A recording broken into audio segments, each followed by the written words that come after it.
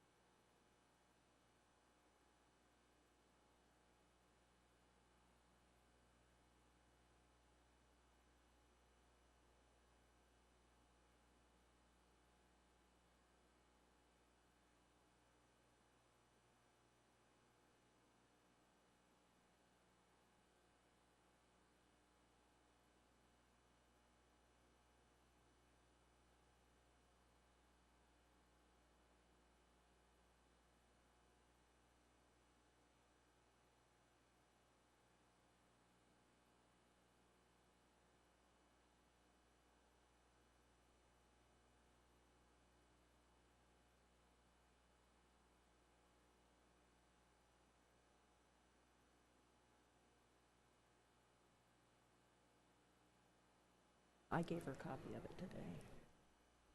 It is now 6:05, and today is Special meeting I gave. December 20th, and I call to order the meeting of the City Council of the City of Victorville, and the City Council sitting as the Library Board of Trustees, Southern California Logistics Rail Authority, Southern California Logistics Airport Authority, successor agency to the Victorville Redevelopment Agency, the Victorville Joint Powers Financing Authority, the Victorville Water District, and the city as housing assets successor. May we have roll call, please?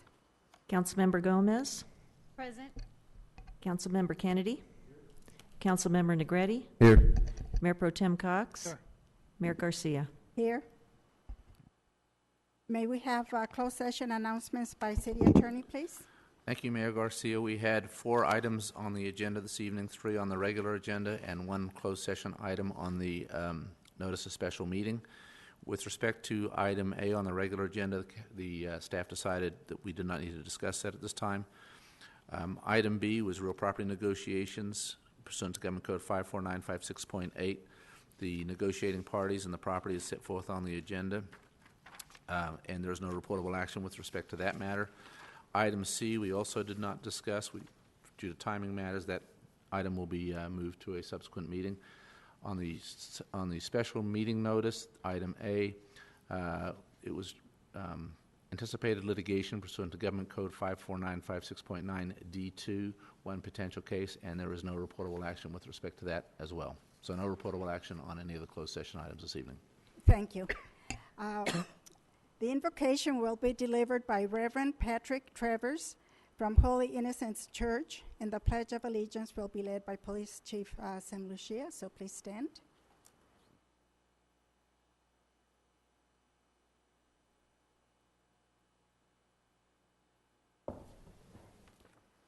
Yes, bow our heads and pray.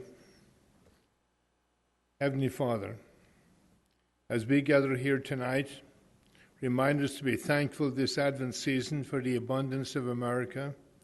Help our new board member, Blanca Gomez, not to forget the reason that she embarked on this journey and remembers the feelings of pride and joy in our civic duties that she has been entrusted with.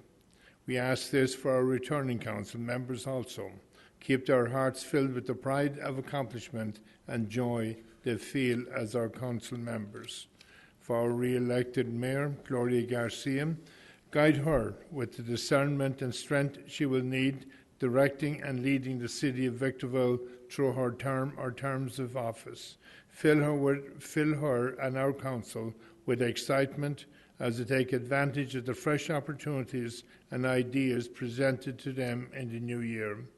Keep them humble by constantly reminding them that it is only through the glory of this nation that they are able to sit as an elected official. Install in all of them, Father, the old and the new, the responsibility of being true to the platforms on which they ran. Because we agreed and believed in their platform is why they are elected officials tonight.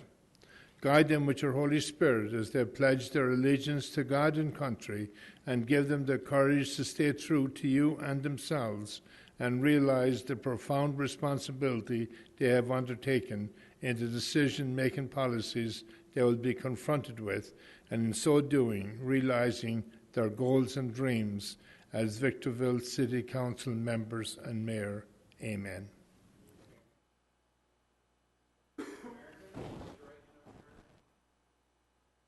Pledge allegiance to the flag of the United States of America, and to the republic for which it stands, One nation, under God, indivisible, with liberty and justice.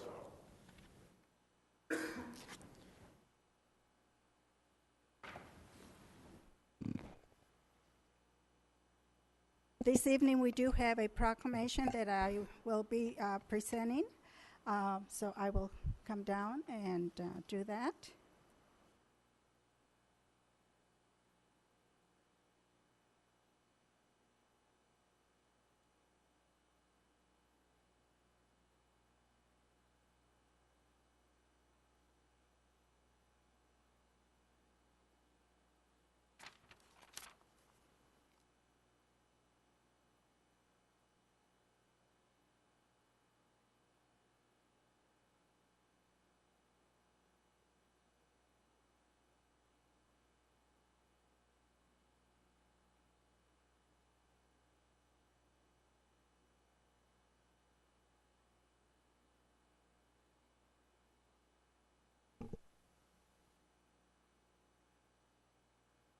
Diego Lake Comte, did I pronounce that correct? Oh, you're the one? Okay, Diego Lay Comte and Jen Gonzalez from the Victor Elementary School District. Please come forward and join me.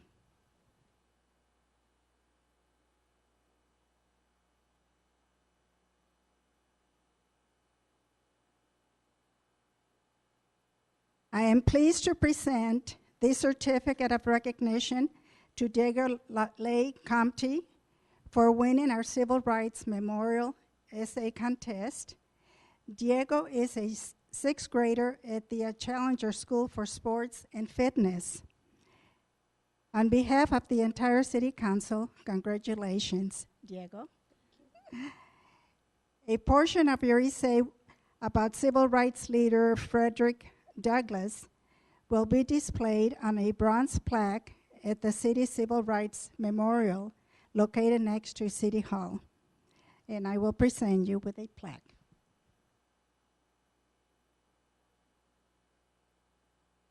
This certificate of recognition to Diego Lacomte. Congratulations for winning the 2016 Civil Rights Memorial Essay Contest. A portion of your winning essay about Frederick Douglass will be displayed on a bronze plaque and installed at the Victorville City Rights Memorial, where it can be viewed and appreciated by future generations. I present this to you. Congratulations. I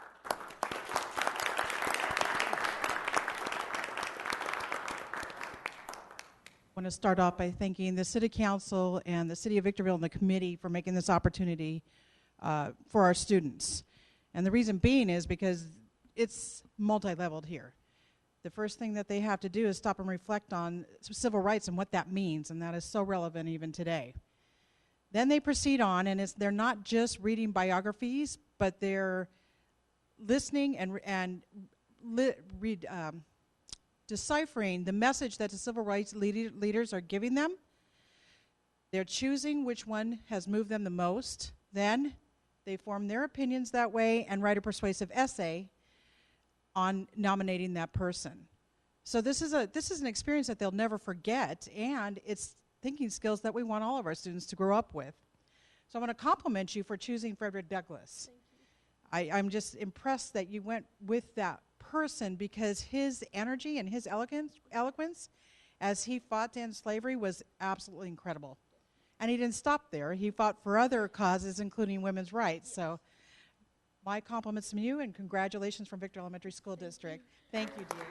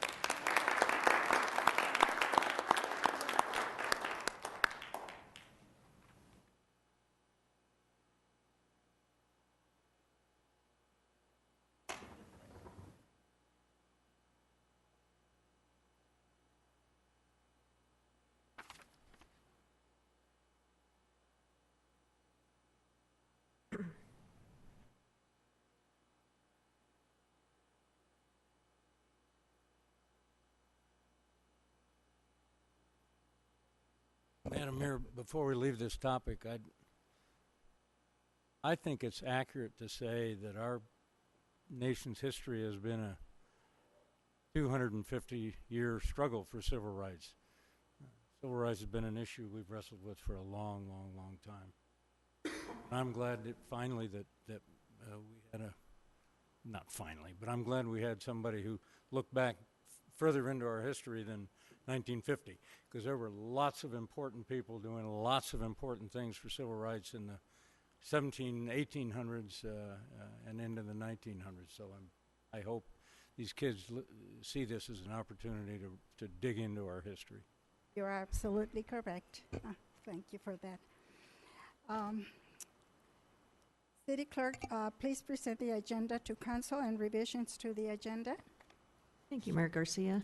Persons who wish to address the council on a specific item or any item that does not appear on the agenda are requested to complete one of the white speaker cards located in the council chambers lobby and give it to the city clerk prior to the meeting.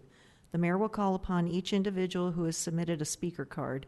Pursuant to Government Code Section 54954.3, state law prohibits the council from addressing any issue not previously included on the agenda. The council may receive testimony and set the matter to a subsequent meeting. Comments are to be limited to 3 minutes per speaker or less, as deemed necessary by the mayor. Communications are to be addressed directly to the city council. Individual comments to staff or members of the audience are not permitted. Any individual or group who engages in disruptive conduct during the meeting will be removed from the chambers by order of the mayor. All documents to be considered for approval at this meeting are before the council. And there are 3 revisions to tonight's agenda. Actually, the first one is an addendum that was published and posted with the regular city council agenda, and it is on the dais for the city council. And this is an item submitted by Council Member Gomez regarding providing translation services. The 2 revisions to the agenda pertain to item number D13, which is proposed city council assignments to boards, commissions, and committees as recommended by the mayor, and item number D14, which are letters of interest and resumes that have been submitted by individuals who are seeking appointment as Council Member Gomez representatives on the Planning Commission and Community Services Advisory Committee. And those are all the revisions that I have tonight, Mayor Garcia. Thank you. Thank you so much.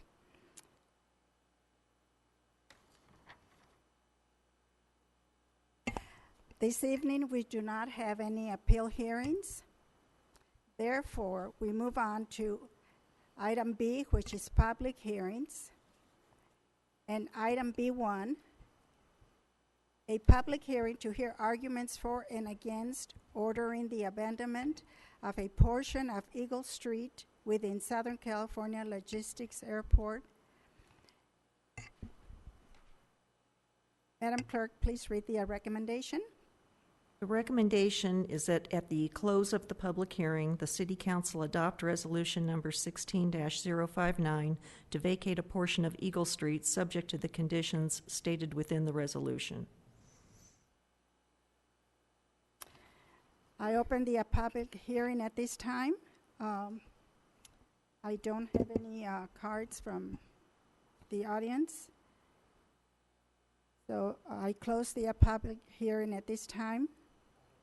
Questions, And- Madam Mayor? Yes, go ahead. Giegler, could you come?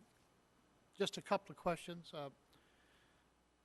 In the abandonment, or whatever we're going to call this, of Eagle, it refers to that it was never improved, there's no public money, but it was a condition of a parcel map. And the indication is that since the condition of the city was to improve it, it's not been improved. If it's not a public street, then we no longer have a parcel map, but we still treat this, in reading it, as if parcel map number 18158 is still valid, and that you can't vacate the street if it is. So I'm assuming that that's not the case? Well, the parcel map was created originally to create lots and street right-of-way based on a layout of a master plan that was developed at that time. And then, since Sterling came in with a refined development plan with a specific project, we realized that to have the flexibility we needed to develop the property and also for future development to the east of this proposed project, that Eagle was no longer needed for street purposes. It wasn't needed for circulation. So our plan had to be modified. It doesn't negate the parcel map. The parcel map it subdivided the lots. We still can vacate a portion or all of Eagle. And the reason we're vacating a portion now is because there are other existing utilities in the other part of Eagle that we need to deal with. But to allow this project to move forward and develop, it was in the best interest of the city just to vacate this portion at this time. It looks to me, and I don't know from this map, that access Lot 13 and 17 and Eagle. So I'm assuming then the access would be, what is it, Phantom? And needed for access at all? That is correct. It won't be needed for any access. Any properties north or south of this proposed abandonment of street? That's right. Thank you. You have action by council? Well, based upon the information given by Brian Gingler for the record, I move that we approve the presentation. Second. Motion by Mr. Cox, second by Mr. Negretti. All those in favor? Aye. Those opposed? None opposed. Motion carries unanimously. Now we move on to item C, consent calendar. Recommendation that consent calendar items C1 through C17 be approved with one motion unless there is an item that needs to be pulled for discussion. Move approval of the consent calendar? Second. Motion by Mr. Kennedy, second by Mr. Negretti. All those in favor? Aye. Those opposed? None opposed. Motion carries unanimously. Now we move on to item D, written communications. Item D1, amending and adopting the conflict of interest codes. Madam Clerk, please read the recommendation. Recommendation is that the City Council and Board of Directors, sitting as the code reviewing body, amending and adopting the updated conflict of interest codes for the City of Victorville, the Southern California Logistics Airport Authority, the Victorville Joint Powers Financing Authority, and the Victorville Water District adopt resolution number 16-051, amending the conflict of interest codes for all agencies. Is there any discussion, or do we have a... Madam Mayor, just a question. In this review, did we uncover any conflict of interest issues that we hadn't known of before? It's not so much reviewing if there's conflict of interest issues, it's reviewing the list of positions and appointees and officers who need to do their own review and submit it to the state of California by, I think it's April 1st, is that right, Madam City Clerk? Actually, in this case, we need to submit it by the end of this month for the, for the conflict of interest, the biannual review. Okay, thank you. I have Any a other comment questions? too. I also have a comment. Well, this one is basically just an update of the conflict of interest code, and that's what I was wanting to make known.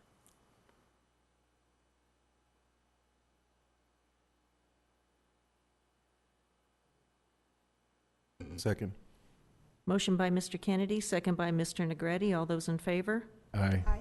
Those opposed? None opposed. Motion carries unanimously. Item D2, January the 3rd, 2017, City Council meeting. Is there any discussion on that? The recommendation is that any action is at the discretion of the City Council. Yeah, Madam Mayor, just to bring the public up to speed a little bit, the City Hall will be open first day back after Christmas would be this day, January 3rd. Typically, our city clerk staff and other staff would be putting together the agenda.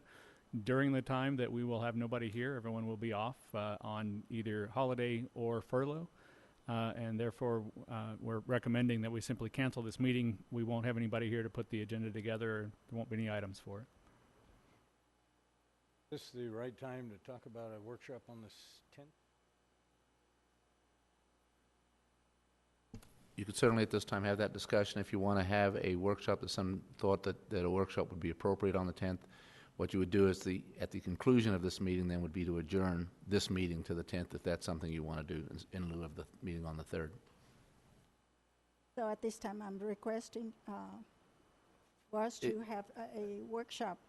If On there's the that 10th. consensus, this would be a time to ask whether there's a I'll consensus go to have ahead that meeting. and ask the council if we can do that, because Very well, okay. nobody really wants to propose this, but a workshop on the 7th to discuss 10th.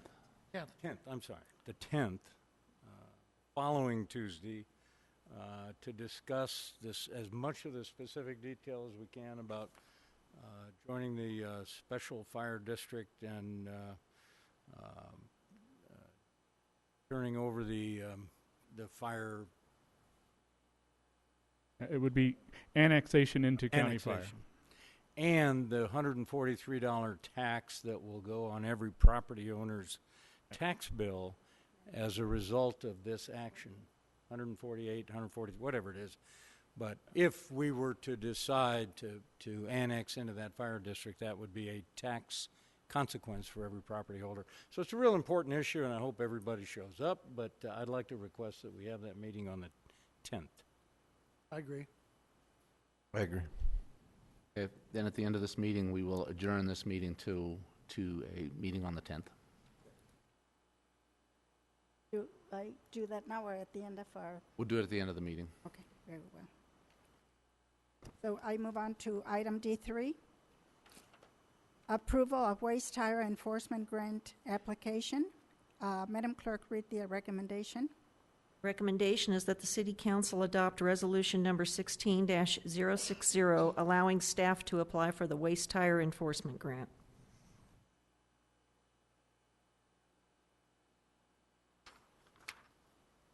Have a motion? I have some commentary for the public. I'd just like to let you know that this is basically a grant for recycling and not for raising the rates. I'm sorry, could you repeat that? Yes, this item, this is a grant for recycling and not for raising the rates.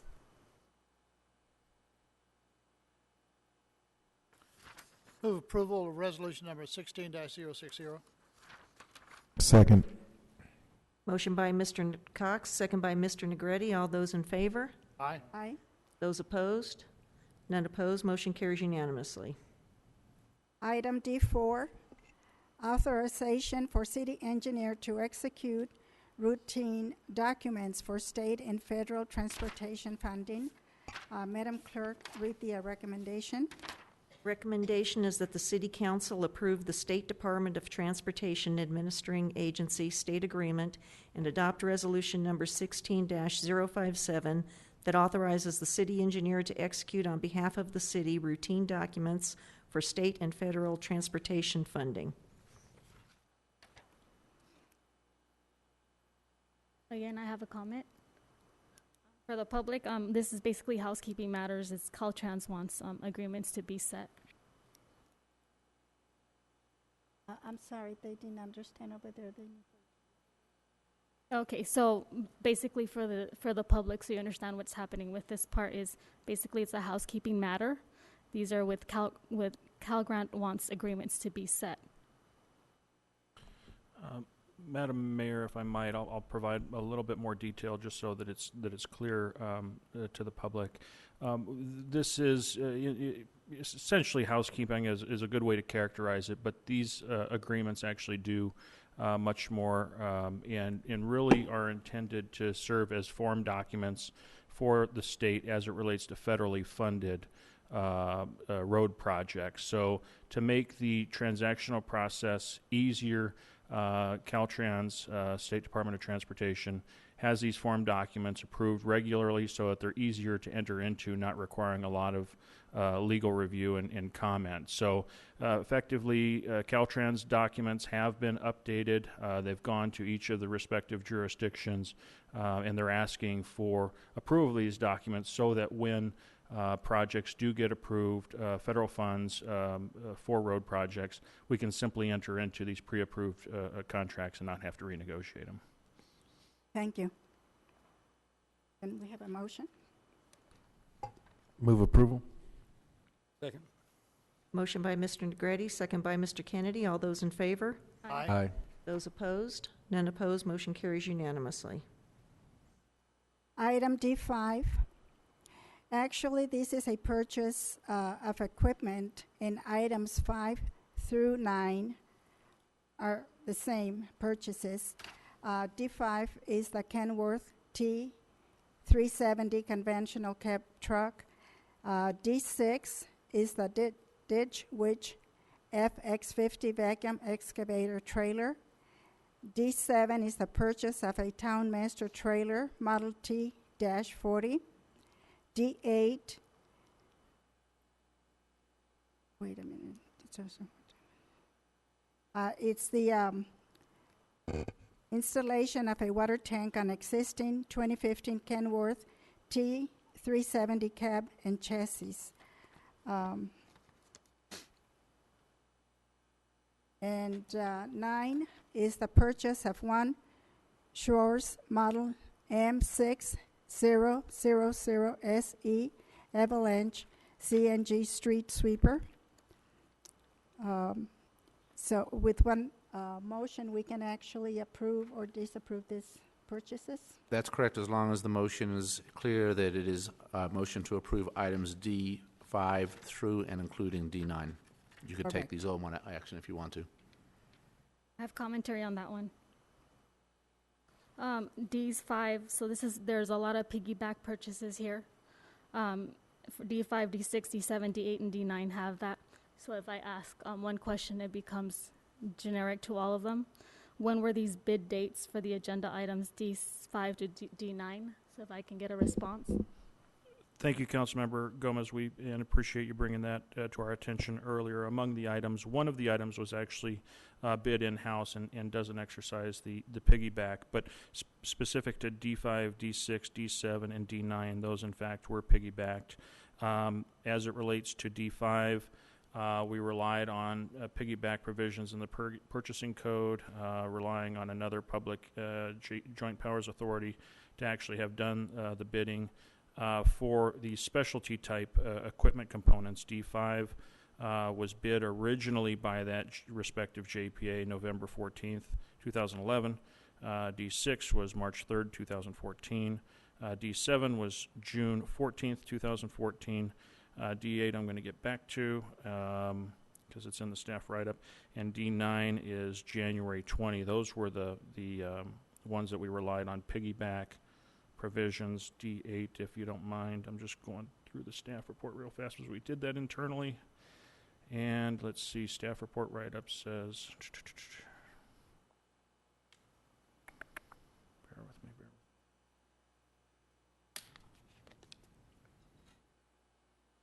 These were all part of our capital plan that we approved last year. That They're is already correct. approved. That is correct. I have a motion. I'll move approval of items D5 through D9. We still have discussion. I'm waiting for a response. As to D8, I'm flipping. It looks like the solicitations, quote sheets were out around September 26, 2016. And for D9, it was January 20th this year. 2014, I'm sorry.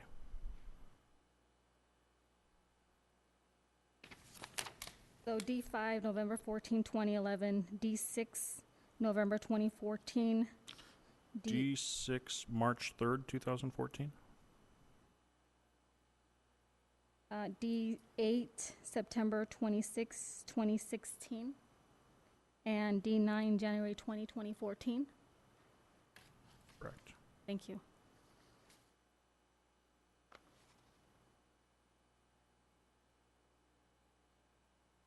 There's a motion by Mr. Kennedy, Second. second by Mr. Cox. All those in favor? Aye. Aye. Those opposed? None opposed. Motion carries unanimously. Item D10, consultant contract for Desertscape upgrade design services. Madam Clerk, please read the recommendation, which will actually clarify what this item is. The recommendation is that the City Council approve the award of a consultant contract to Community Works Design Group in the not-to-exceed amount of $38,895 for Desertscape upgrade design services of the 7th Street medians in the city's open space area for fiscal year 2016-2017. Thank you. Move approval. Second. Motion by Mr. Kennedy, second by Mr. Negretti. All those in favor? Aye. Aye. Those opposed? None opposed. Motion carries unanimously. Item D11, Mojave River Walk final design agreement with ELTA Planning and Design Amendment Number 3 for environmental permitting and BNSF coordination. Madam Clerk, read the recommendation so the public can understand what this is about. The recommendation is that the City Council appropriate an additional $2,617 from Fund Number 230, the Local Transportation Fund, and approve Amendment Number 3 to the Consultant Professional Services Provider Agreement with Alta Planning and Design for the Mojave River Walk, final design for an increase in an amount not to exceed $45,005. Have a motion? No questions, move approval. Second. Motion by Mr. Cox, second by Mr. Kennedy. All those in favor? Aye. Aye. Those opposed? None opposed. Motion carries unanimously. Item D12, cooperative agreement between San Bernardino Transportation Commission and City of Victorville. And the recommendation, Madam Clerk, please read the recommendation. Recommendation is that the City Council approve the cooperative agreement between San Bernardino County Transportation Commission and the City of Victorville for US 395 widening project for right-of-way acquisition, and authorize staff to revise the agreement for non-substantive changes if necessary. That's US 393 or 395? I think that's a typo. It's 395? That is definitely a typo. We apologize for that. And for those of you who are wondering what the San Bernardino County Transportation Commission is, that's the new name for a portion of Sandbag's duties. So they're changing into sort of two organizations, and this is their new name. Thank you. Could we, when we have, I'm sorry, Madam Chair. Go ahead. This scope is to widen 2 to 4 lanes, Palmdale Road, Chamberlain Way, Atlanta, a length of about 5.6 miles, 2.4 mile long segment from Palmdale Road to so. Can't we get a map? We have these items. We absolutely can. Normally, if it's an item that you're approving the map, we would bring that forward. I think that's where this is simply an agreement to cooperate with someone else's project, Right. Specifically It's a cooperative Sandbag's project. agreement, and so when we get to the point when they talk about the actual construction, there'll be presentations and there will be maps at that time. I don't know how much more approval the city will have on this. Perhaps, Brian, if you have an idea of that, you could come down and let us know if the actual maps will come back to the city council, or if not, we can certainly provide a map at a later date. I think my understanding is that this simply says we're going to cooperate, but ultimately it's a Sandbag, now Transportation Commission project, Brian. Mm-hmm. Yes, so Sandbag's the lead agency on the right-of-way, and Caltrans is preparing the plans. I don't have an estimated date of when construction is going to start, but I understand that Caltrans will inform the public ahead of time, which would include the city council, about the project and the schedule and so forth. That's still some time out, and I would think at that time that they would have some exhibits to show you on the scope of the project. Would it have approval from the council, or is this essentially a Caltrans project and we are simply agreeing to cooperate? We're just agreeing to cooperate in the right-of-way. They don't really need any approval from us per se, except there would be some traffic control. It would affect some of our circulation. Yeah, so we would be invited to the same public sessions that the public would be invited to. Yes. Most likely they'll have one here in our city hall. They tend to use our conference room D.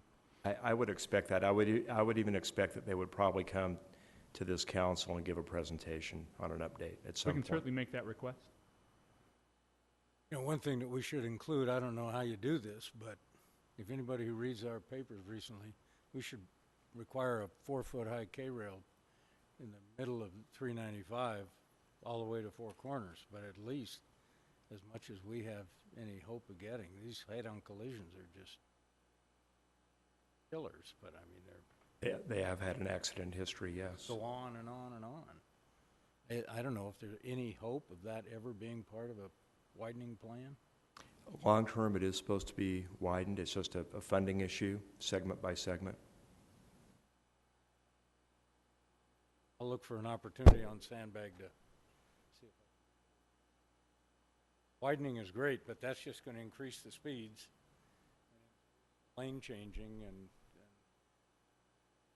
head-ons are just miserable. So this is the widening of 395.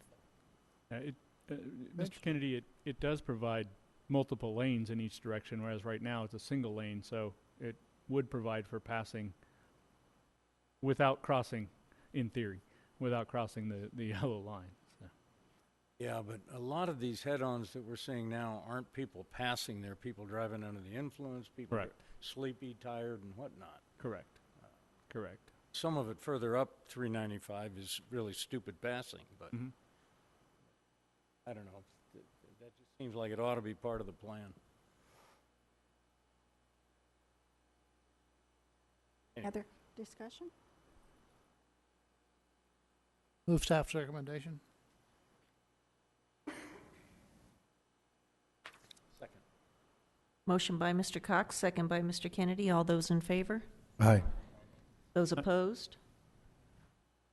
None opposed. Motion carries unanimously. Not to beat a dead horse, but we can be sure that we reach out to Caltrans and request that they put in the rumble strips in the center line so that someone who's drowsy would be awakened, hopefully, by that, as they've done in other sections of 395.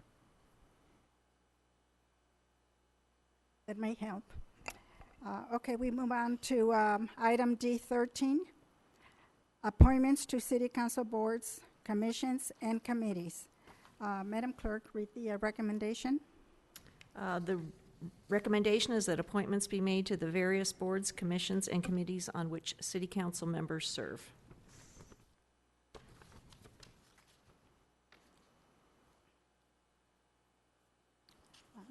Looking for mine.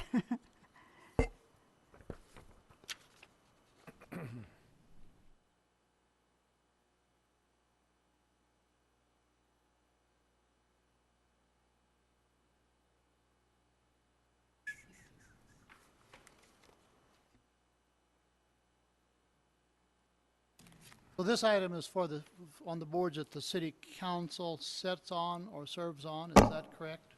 That is correct. And not for the appointment, okay. Wait a minute. This is for the board, the commissions and committees. I had it here. I got so much paper here now that I can't find it. We do have a lot of papers on the dais tonight. I have so much paper here. I'm all confused. Certainly changes.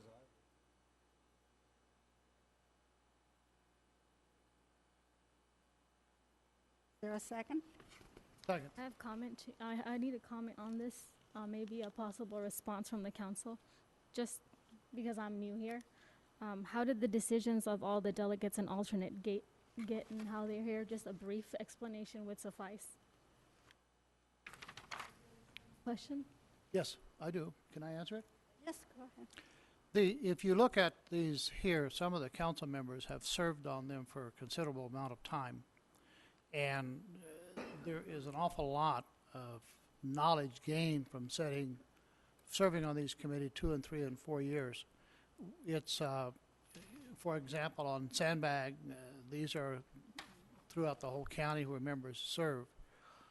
They're all kind of complicated. I don't know any of them very simple. And so what this city has traditionally done is individuals gain experience and they stay on the committees unless there's some reason that they shouldn't be on the committee or don't want to be on the committee, or in the case of Council Member McEachran, they lose their seat on the council, then they have to be replaced. Secondly, it's always been the tradition of the City Council that try to divide these up equally as possible, and also for new members or members who don't have the time, because a lot of us have other commitments, that everyone gets a chance to work their way into these over a period of time, and that's why they become the alternates. Alternates do not have to attend the meeting, but they should if they want to become familiar with what's going on. And, in fact, if the delegate cannot be present at that particular meeting, the alternate sets in as if they become the delegate. It's the kind of thing that it requires a lot of work. Even though they may not be the voting delegate, they can become so if they're the alternate.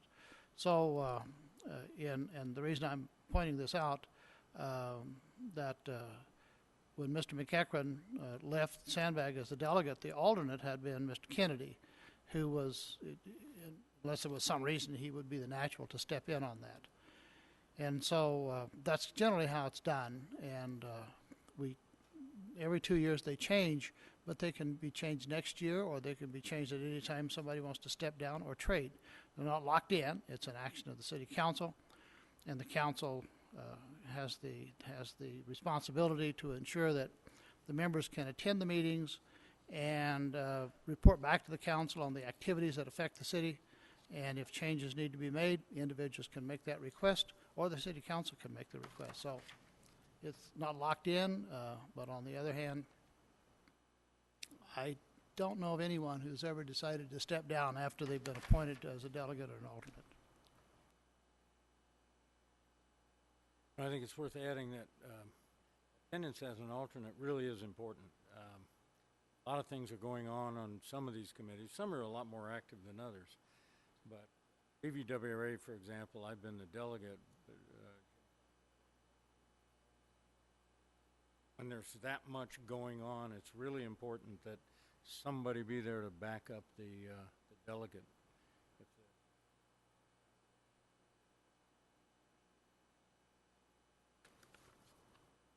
There's a motion by Mr. Kennedy and a second by Mr. Cox. All those in favor? Aye. Aye. Those opposed? None opposed. Motion carries unanimously.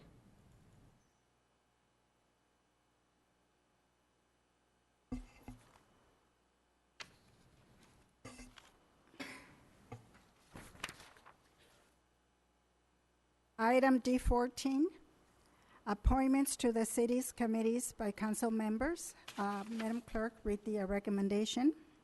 Recommendation is that the city council either reaffirm or make changes to the appointees to the city's committees. I'd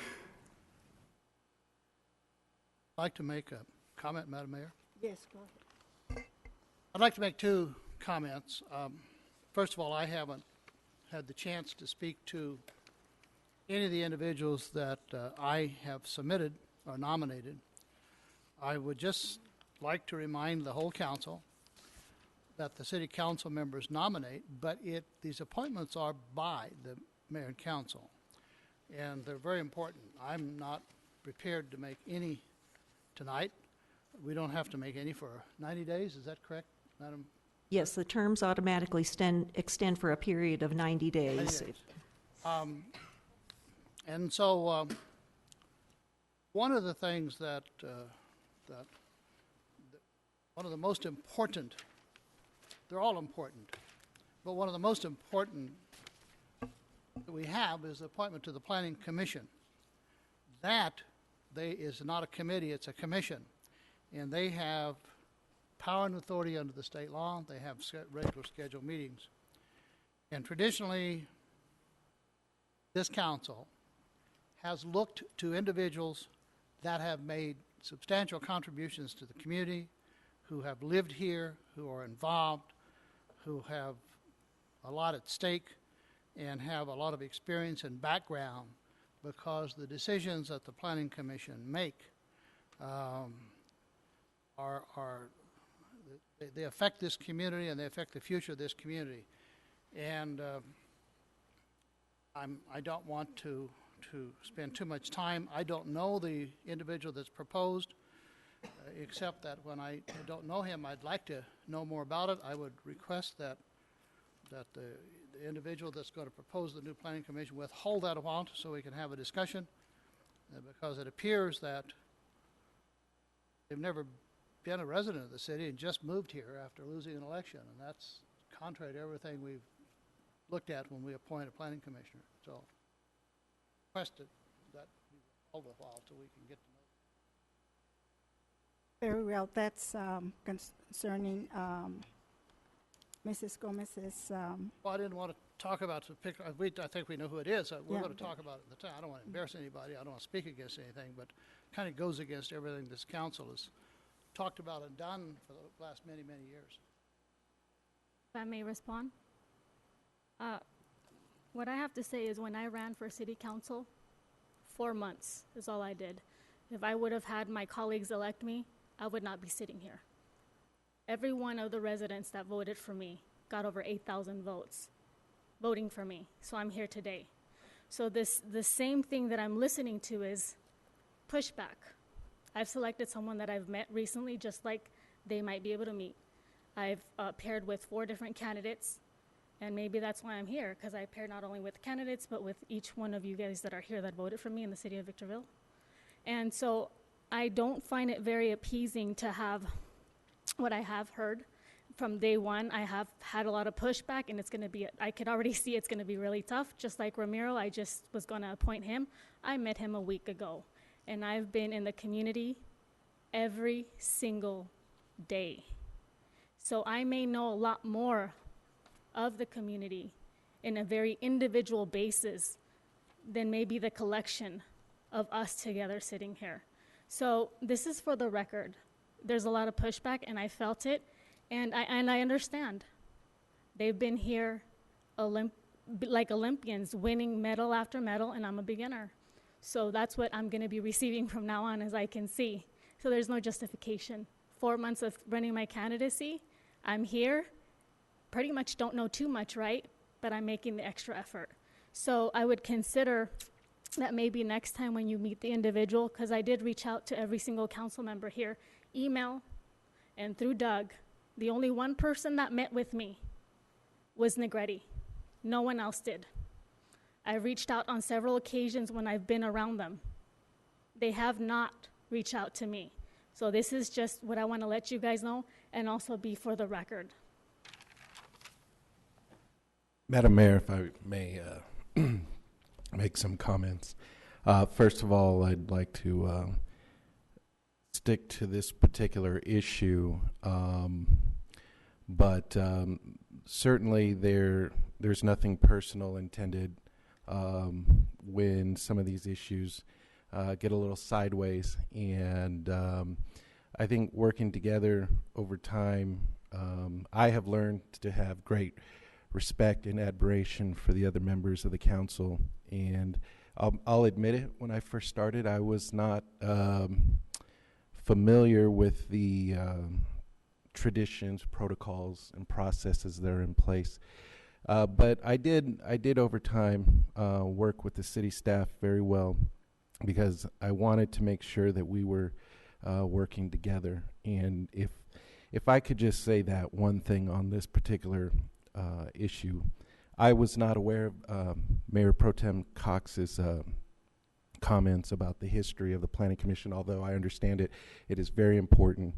And I understand why certain members of the community have been involved for a very, very long time. But it is hard to find good people to serve. And I'm glad you're here, Councilmember Gomez. And I think we're going to be able to work through these things. I have to say, everybody who comes on this council as a new member has a lot to learn. It took me, and I think I came on with some pretty good experience. I've been 8 years on the Water District Board, but it took me a year or two just to figure out how things worked in city government, figured out my role, which was, as a council member, to direct the city manager. That's really it. I don't think there's any pushback here. I don't think there's anything personal. I think there's a question raised about whether this particular individual is an appropriate appointment to the Planning Commission. Coming from Hesperia and not a resident of Victorville, or is a resident? Well, the information that was sent out says he's a resident now. I was a little concerned by the fact that he works in Vista. I work in San Bernardino, and I know how hard it is for me to attend events in the city, but Vista's a long haul. Well, I guess I'm just like everyone else, when I came into the council. Of course, being born, raised here in Victorville, attended meetings, council meetings, I won't say for how many years, but many, many years. and I was involved with the campaigning of the first elected officials, the first mayors. I have taken an interest in my city because this is where I have lived my entire life. So I am not a newcomer. And I also worked with builders that work with the city, subcontractors, and I used to do the billing, and I knew the system that is required by the city as far as billing, payroll, prevailing wages, things that you have to know in order to be able to have a better understanding of your duties and responsibilities as a city council member. And I did meet with Ms. Gomez prior to her election. I never denied her that. But nevertheless, we all come in new. And even though I had all that background, it was still very new to me. I'm still learning. We never stop learning. It's not like we come in here and we know everything. We have to do our research. We have to ask questions before we come before the public. We cannot come unprepared and start asking questions and trying to research everything and taking up everyone's time when we could come in more professional and prepared so that we can conduct a much speedier meeting. That being said, May I respond just yes, please go ahead. There's no pushback on my part. I would have had the same comments if this had come from any member of this council. It's a concern about the position and the importance, not the individual that proposed it. No pushback.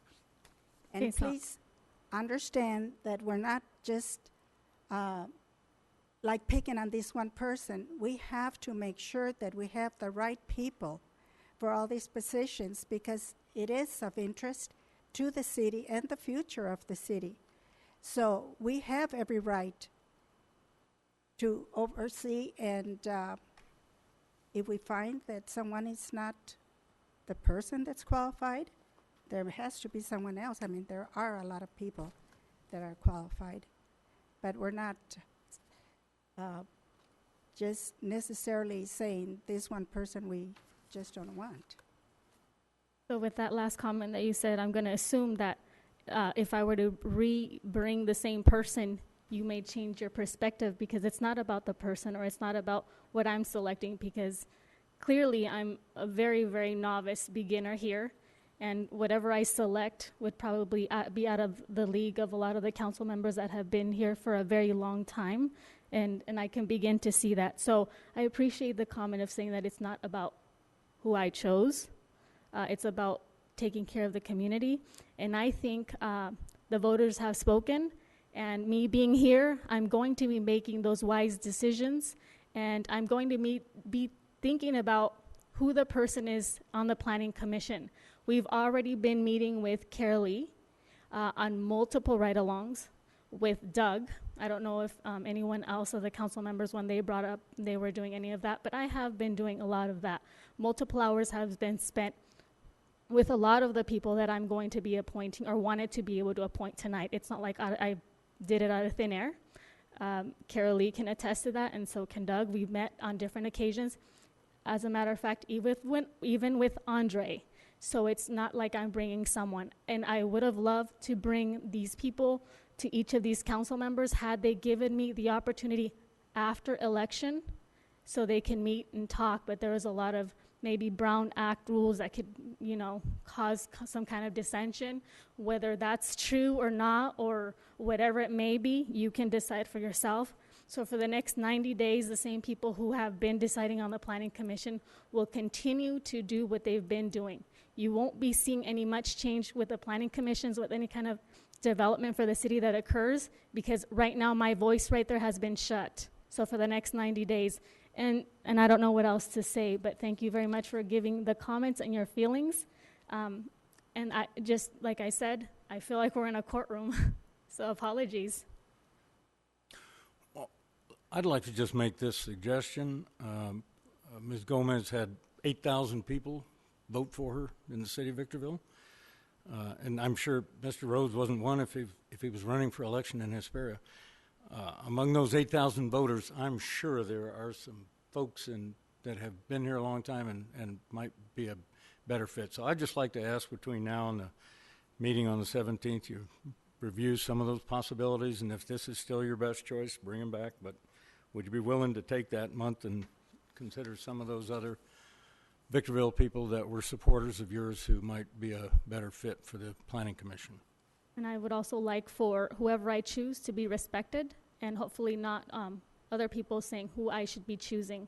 That would be a respectful response and understanding that I would hope to see, so that we can work together. I'm not seeking any kind of 3 votes or not. My first 4 years of election, believe it or not, is to connect nothing but with the community. I'm not concerned about votes, as many have probably told me in the public sphere. Blanca, I'm like, no, I'm not going to worry about 3 votes. I'm going to worry about the community, making the connections, because this is going to be a very, very tough road for me. So I appreciate, for those of you that are here, I know you're here because I was able to outreach to some grassroots again within 2 days and say, hey, come over here. Hey, we need to have the community involved. If we want change up here, I will not be able to do it alone. I need the community to support, and you guys can begin to see it. And so I keep inviting you guys. It's really hard on me because I have to do a lot of footwork. Luckily, I don't have that 9-to-5 job, and I can go out there, knock on doors, businesses, but I do need your help. So spreading that word is really important.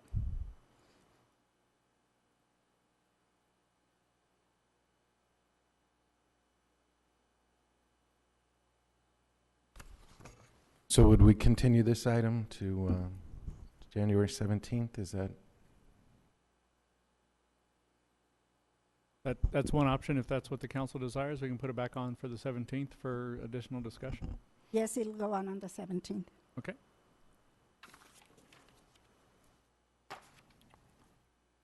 Now we move on to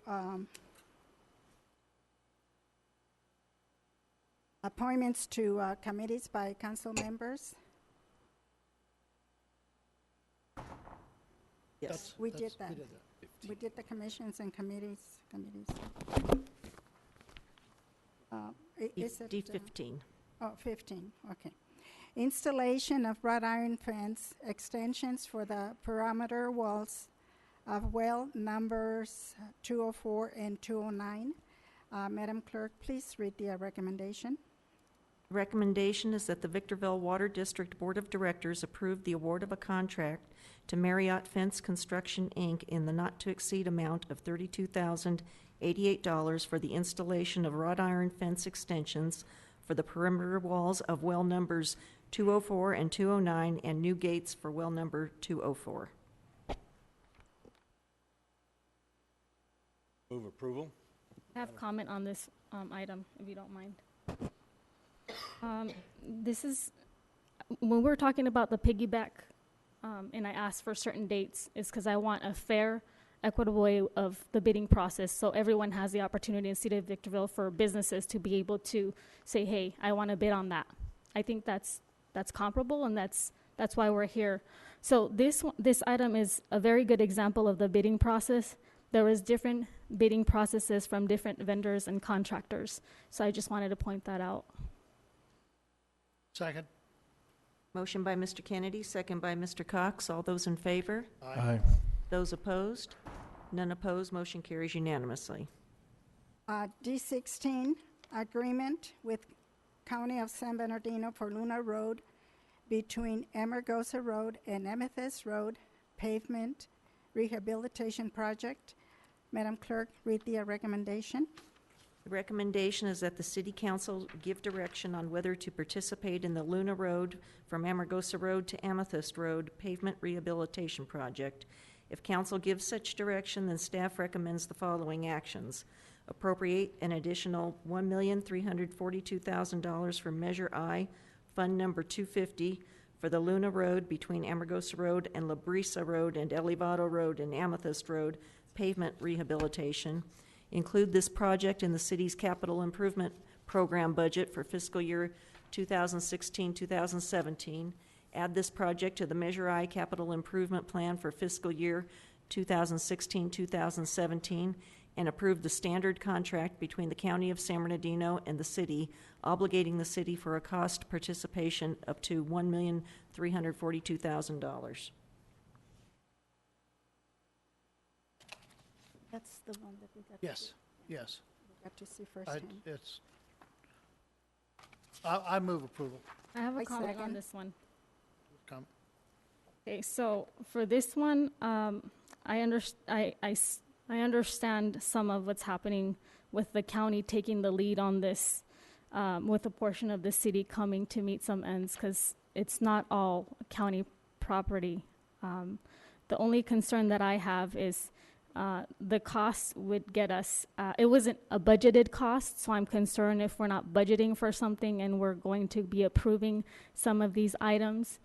I don't want to be responsible for some of the things that could come back, because I don't know where we would be pulling the money, even though it says here Measure I. Not sure if we actually do have the excess amount, because I haven't looked at the documentation, although I did spend quite a few hours trying to learn about this previous, this agenda item. So in the case that we do have money, it wasn't budgeted, so I'm kind of concerned on voting a yes on this, and that's all I have to say. Mayor, Brian, Brian, if you don't mind, as I read the staff report, it's on our capital projects list, but it's 2 years after the 5-year plan. But with I guess we're sharing this cost with the county. Does it make sense to bring it forward into the 5-year plans and drop it in this year? What else will be delayed if we do that? I think it does make sense. It is not on the 5-year CIP. This would be in outlying years beyond the 5-year CIP, although I think it's a project that's worth doing. It scored fairly high in the benefit cost formula that we use. The reason I would recommend doing it now is because a good part of the project, one half is the county and the other half is the city. And if you just rehabilitate half the street for a long distance, the other half will remain in poor condition. It normally agencies cooperate on a project like this if they have the funds, so they can complete the whole project as one project. To answer your question is, if the county was not advancing this project at this time, I would not recommend moving forward with this, but because they are, I think it makes sense to cooperate with them. And we did a cash flow analysis projecting out our cash needs for the next 5 years, and we would not have to change anything in our street 5-year CIP. All the other projects would remain in the same year, so they wouldn't be delayed. So we're saying that half of Luna Road, the southern half, is all in the city anyway. And the northern half, part of that is in the county, but the other parts are in the city? Well, Is that right? yes, and we should have attached a map to this, and we did have a map, and it inadvertently wasn't attached. But it's in there. It's a little bit difficult mapped. to It is in there? to Okay, read good. without some interpretation. Okay, Yeah. but the middle part, yes, part of it is half the county, half the city, and the ends, either end is 100% in the city, and then there's also a portion that's all in the county as well. The boundary of the street, southern boundary, half that street is in the city the whole way, isn't it? No. A good part of the way, but not the whole way. Halfway. Yeah, a good part of the way. So the part that's in Mountain View Acres, the entire street is part of the county? From Elevado easterly to, I'm not sure which road that is, but for a significant portion. All in the county. Yeah, but doesn't the border split down the middle of the street? From City. Elevado Approximately. westerly to, I can't tell, Here. Foxborough Way is actually split, yes. So on the ends, it's the city. For the middle left side or west side, it's split 50-50. For the middle east, it's 100% county. So the cost, So we'd end up having a little patch well, done by the county. essentially, we would have The major part. quite a bit of road that, and the problem area would be where it's 50-50. You'd have a roadway that's brand new and likely to be a little bit thicker, and you'd have our, Yeah. deteriorated road that would then add to the deterioration of their brand-new road because it wouldn't have the protection from the side. So It really makes sense to do it. it makes good sense to do it, and we're splitting the cost in a fair way based on, whose piece of the road we're paving with those costs. So County's share is $2,058,000, and the city's $1,073,000. Yeah. right. And to go back to Councilmember Gomez's question, there's the city clerk read off 4 different sections of recommendation. The first one is appropriate an additional. Well, let me back it up this way. Normally, for a project that's in our CIP, our 5-year CIP, we would budget for it sometime in probably June. As a separate item, we would add it into the CIP budget. As a separate item, we would add it into the CIP plan. And then as a separate item, it would come back to the council for approval to actually build the project. Because this is a new project that wasn't contemplated, all 4 of those actions are taking place with this one agenda item. So the first one is the budgeting of the money. The second one is to include it in the capital improvement budget. The third one is to add it to the capital improvement plan. The fourth one is to actually appropriate the money for the county to do the work to build the road. Hope that was clear. Did you make a motion, Jim? And I second. Oh, okay. Motion by Mr. Cox, second by Ms. Garcia. All those in favor? Aye. Those opposed? Aye. Motion carries with Councilmember Gomez opposed. Madam Mayor, I'd like to make a quick comment on this. One of the things as decision makers, we sit up here, we do have to go through fire hose treatments on projects, which means you're getting a vast amount of information thrown at you all at once. And so there's a comfort level with city staff, how their styles are, how their personalities are, and then they soon begin to understand a lot of times the questions we're going to ask before we even ask them, which is the best. But one of the things that I always appreciate is our executive summary. So if you have a budget from this year to next year and certain things change, if it can be summarized for an executive level decision in one page, especially with highlighted bullets about things that are very important to us, and obviously law enforcement, public safety, and whatnot. That's great. And on page 2 of this staff summary sheet, it does talk about the Measure I cash flow analysis over 5 years, and there is sufficient funding. It does talk about lower unit prices and economies of scales that would be achieved in this project. So all that to say, again, we do our own analysis and review these projects, and each one there's quite a bit to it. But again, appreciate everything staff is doing. I know it's a lot of work. There's a lot of moving parts when you're trying to explain this to someone else, and obviously we all have very different levels of understanding when you're talking about construction, you're talking about water rates, you're talking about easements in real estate and land use. So anyway, again, just wanted to say appreciate all the hard work.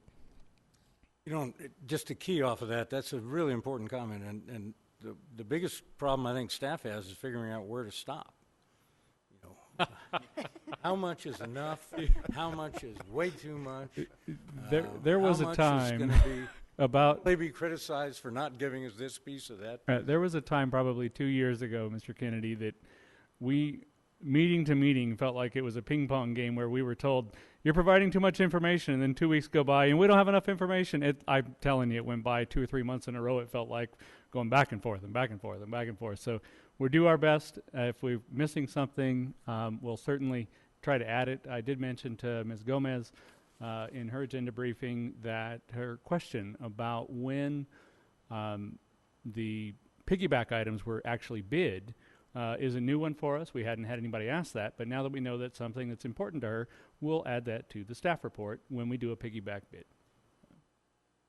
I think what's important about this particular project is that it would make no sense for the city to improve a half street or the county to improve a half street. Yeah. And we never know when the county is going to propose a joint project where it affects both county and city, and where they're paying 2/3 of the cost, and a lot of our citizens get a tremendous benefit for it because that's a heavily used street. Mm-hmm. We need to jump on it and take advantage if we can. And one of the things that the staff did that was very correct, if you read 1, 2, 3, 4 very carefully, they followed the requirements of the council and they follow the requirements of law. And in doing that, they covered all the bases. You know, the other thing is that Measure I funds and these kind of street projects aren't the same as general fund budgeting, which is where you really have to stay within your revenue streams on an annual basis. Measure I is a fairly substantial pot of money that can only be used for these kinds of things. And when these opportunities come up, it makes sense to flex with them. I'd like to add to that. I also bring a different perspective to the council, clearly not being someone that's a political individual. I've never been into politics myself, even though there is politics in the family and so forth and whatnot. But at the same time, when stuff like this comes to fresh eyes, you have to consider who proposed it, who's living on that street. We have so many different streets in our city of Victorville. Why this particular one? We have some that are by Doris Davis that are in shambles, and we have a lot of things that happen there with droughts like they did in 4 years. So as a fresh eye coming in here, my thing is, why this street? Who proposed it at the county? Who is it benefiting? Who lives there that we want to, you know, all I'm saying is, this is what I have to think about because I haven't been here for so long. So I appreciate the time that you guys are here, and anything I can clarify, this is not to be spittily taken, because like I am learning, a lot of you guys out there that are residents are learning. If you're staff, you've been doing this for who knows how many years and you get paid for it. I don't. So I'm going to ask questions. So if I hear a sigh, and it's supposed to be a sigh of Blanca, please be quiet, I'm sorry, but as a public servant, I'm here for you. So am I. That's how I got elected. I'm here for all the same people you are. For that matter. We're all here. Doing our job that we willingly accepted. Okay, moving on. Are we done with this now, Madam Clerk? Yes. Okay.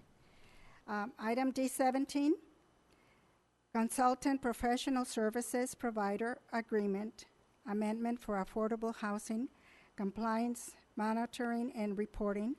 Madam Clerk, please read the recommendation that gives some information as to what this pertains to. The recommendation is that the City Council approve Amendment Number 1 to the Consultant Professional Services Provider Agreement for RSG, Inc. for Affordable Housing Compliance Monitoring in a not-to-exceed amount of $45,000, increasing RSG's contract limits for affordable housing compliance monitoring, approve an additional appropriation in the amount of $45,000, and authorize the execution of the amendment by the Director of Economic Development. I have a comment. Yes.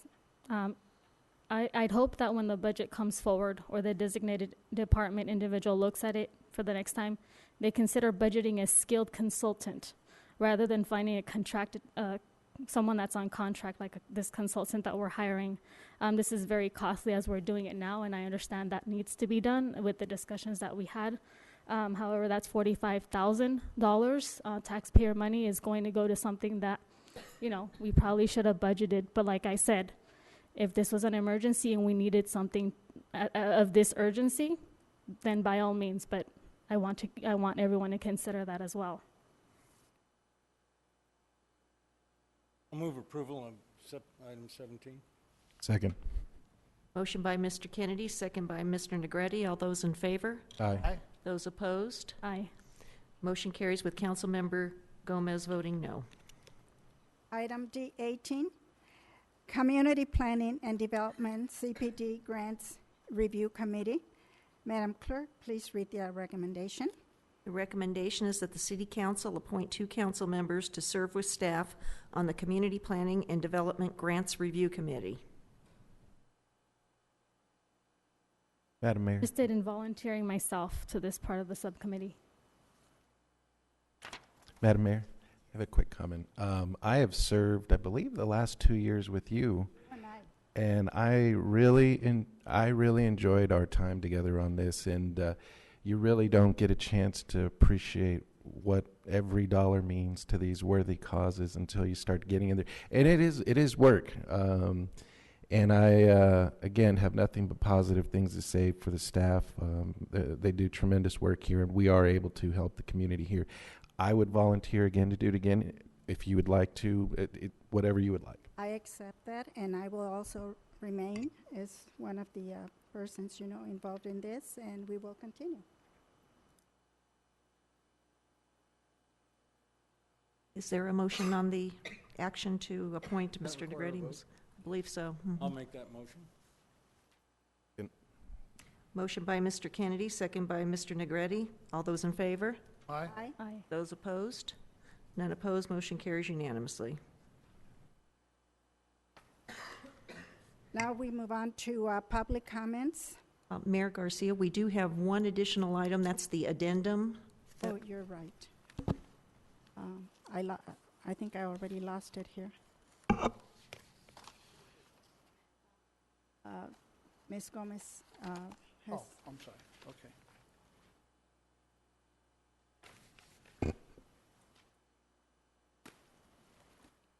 Oh, thank you, thank you.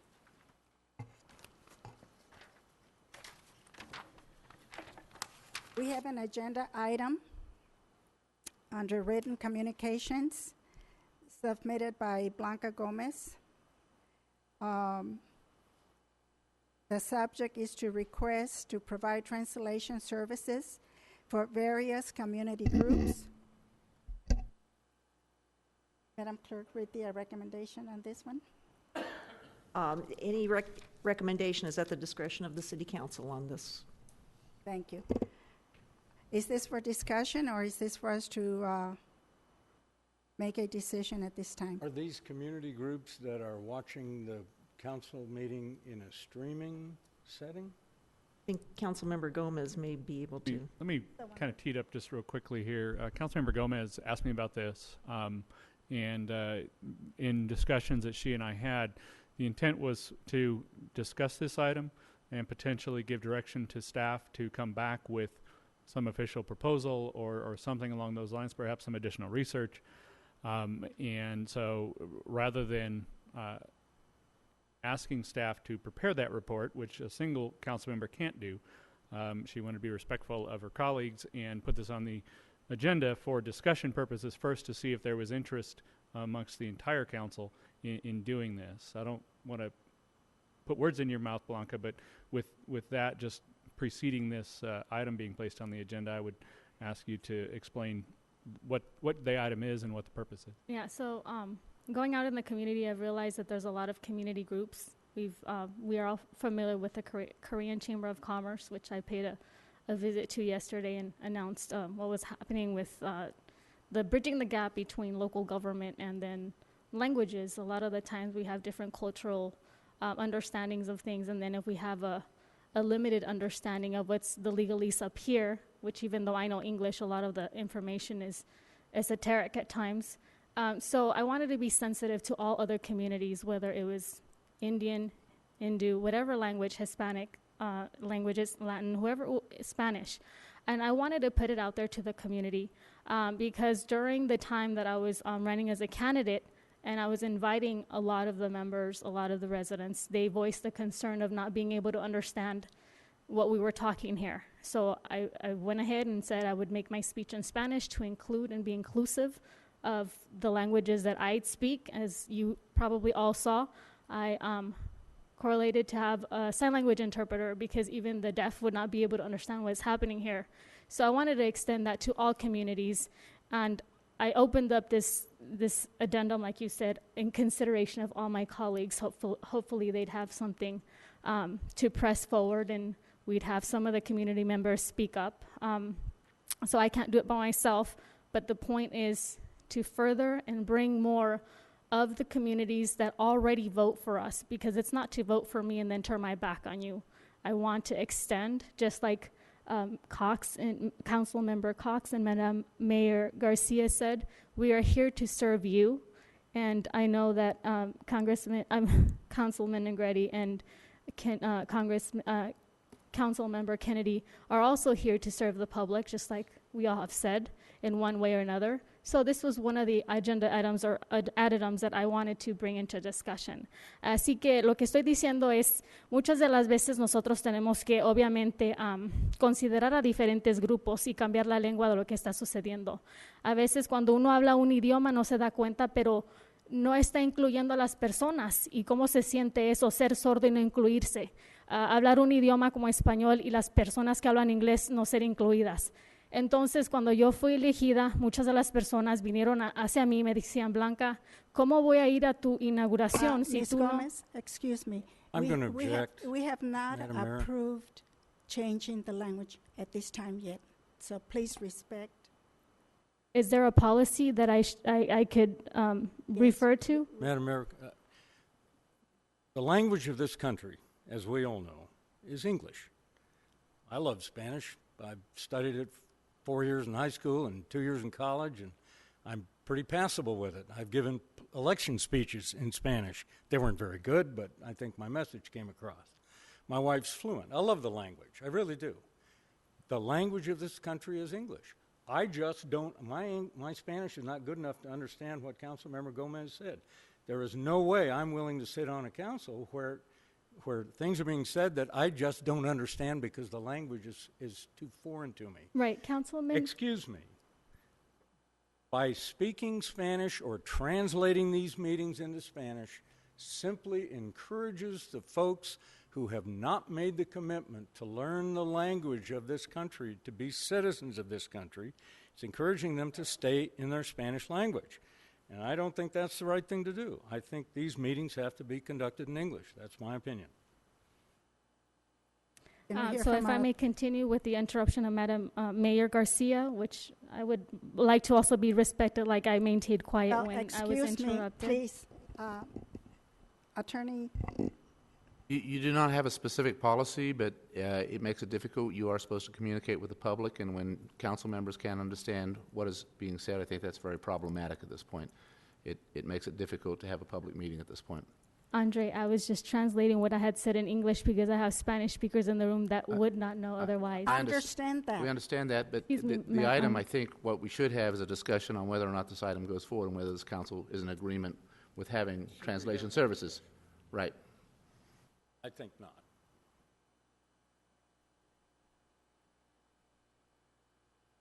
Well, I think most of you here know that my extended family is Hispanic. My daughter-in-law was born in Mexico. Grandson's Hispanic. I mean, I have a whole group of people that are kin to me that are Hispanic from Mexico, born here, kids born here. They've all learned the language, and as long as I've been around, I've never had a request that we conduct any meetings in Spanish. Language is something that we're going to run into if we have problems. We have had individuals in the past that didn't understand English, and we've provided the translation when we needed to. We have somebody said 23 Syrians and a lot more. Maybe they don't speak English. Maybe there's an issue. We would provide translation if we need it. We have a lot of different languages spoken here, and if there's a need to provide it, we're going to provide it. We're not going to withhold it. But to conduct these meetings normally in any other language that's other than English, I'm opposed to. But, you know, we'll discuss it. Maybe I'm missing out on something in all of these years. Maybe my extended Hispanic family, I'd like to see them weigh on in this because a lot of them were born in Mexico and have come here. So I need to find out more. It's never been brought up to me before. So I would like that we have the discussion, but if we take an action right now, this is America. We speak English. This is English, and I think that's how we conduct the meeting. If we ever need to provide translation, we ought to. If we need to because of the subject matter on the agenda, but not as just a part of it. How would we talk about here of various groups, what groups? As far as I can understand, as far as it's only Spanish. Madam Mayor, if I Go ahead. may jump in on this. I, for the record, if we could mark the tape, only had 3 years of Spanish in high school, and I understand more than I can speak, which is regretful. I wish I could speak more fluently. But anyway, I believe this item, what we're talking about, is positions or what really comes down to cost for providing translation services. And I can tell everyone in the audience and anyone watching, there are a lot of items that we would like to do. I call them unfunded requirements. And I knowing where we are with the budget, the difficult decisions we have to make coming up this year, we have a lot of work to do. I just don't think that this is something that we can fund at this particular time. And so I think as we move through budgets, there's plenty of time for us to talk about items that we could put in there, and they will seek all of our guidance on that, which the workshops that we do have, the public's invited. That's really where we determine our priorities as a city. And certainly we all have different priorities up here, but for the most part, not for the most part, we are all doing what's best for the city. And that was my 2 cents. Thank you. What I'd like to continue, as I was broken off, my thought in English, ma'am. Well, you can continue in English. Yes, in English, yeah, of course, I'm going to continue in English. So the translation services is not just to mean that we pay for an interpreter at cost. I'm sure there are community members outside with the experience that would be more than willing to come in and translate, of course, at a very limited group. I know some that are willing. At the base, I was just trying to open up the discussion. I knew there was going to be a lot of pushback. I was warned. But nonetheless, it's important to say that it's an opening. KVVB Channel 33 is willing to put a router in this room to broadcast and have closed captioning for those that need to understand what is happening. So as I was thinking about options, I was thinking that would be an open way for the community to at least start engaging at a very slow minimal without pushing them or offending or being discriminatory. A lot of the times the language we use could be very discriminatory or can connote to us that we're not welcome here. And that's not what my intent was. So I apologize if there was language in this editum that could have even sparked that I was trying to bring one selective group or take the English standardization of language that we have, which has been in command for many, of course, many decades. That was not my intent. I was just trying to open up a discussion, and KVB Channel 33 was willing to put in a router, broadcast on Channel 33, and if I would just disperse something to the community and say, hey, it'll be in Hindu and Gujarati, it's going to be in Spanish and Telugu, that's a starting point, and I thought that's what I was cultivating. So I apologize if anyone was hurt, including the council members and any of the staff. That was definitely not my intent.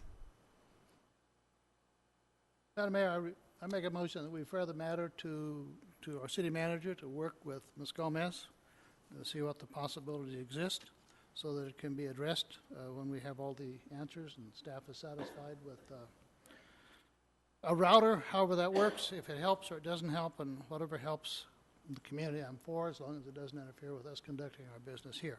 So we can take an action now. Part of what I heard was there was a cost, which I was going to suggest, well, it's going to come up during the budget, but if there's not going to be a cost, we don't know that. It needs to be confirmed with whoever owns Channel 33. It needs to be confirmed about who the interpreters are that want to volunteer. Staff does that for the council, those kinds of duties on a regular basis, and so my recommendation is refer it to staff, and Ms. Gomez, Councilmember Gomez, can continue her dialogue with the staff member that the city manager will assign, and we'll get an answer to all this. Very well. Any other discussion here? So then after the discussion with several probably meetings that I would have with my appropriate colleagues, I would like to have it in an agenda in the future so that we can come back and actually do action on what the decision was and bring it back to council. It has to come back to the council. When it's referred to the staff, they have to report back to the council. Councilman Cox and Mayor Garcia, this is my first meeting, so I apologize if I sound like a newbie. I really am. We understand. All you have to do is ask. Okay, let's continue on. Is there a second to the motion? Mr. Cox's motion? Did you? I made the motion, you and- seconded. Oh, I'm sorry, I did. It doesn't necessarily have just a consensus to have it, it's being referred to staff, and It's I understand. consensus 'cause- Consensus to go to staff. Okay. Got it.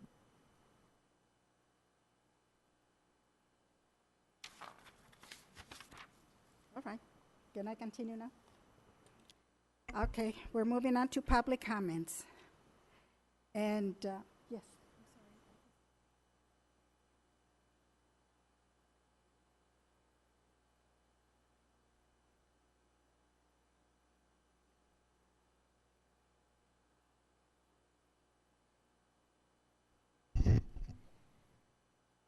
Ramiro Rodriguez.